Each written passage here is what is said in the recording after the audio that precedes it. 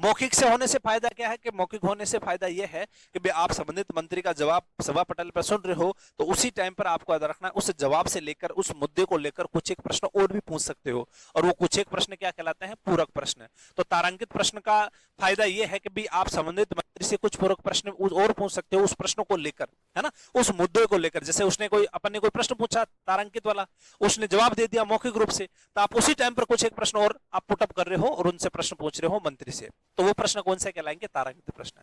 लिखित में ये होता है कि भाई 30 दिन में आपका आंसर आ जाएगा, लिखित रूप में आपको याद रखना है आपको लिफाफे में आंसर मिल जाएगा। तो इसमें जो पूरक प्रश्न है ना, ये पूरक प्रश्न आपको याद रखना, इसमें पूछने का नहीं मिलता।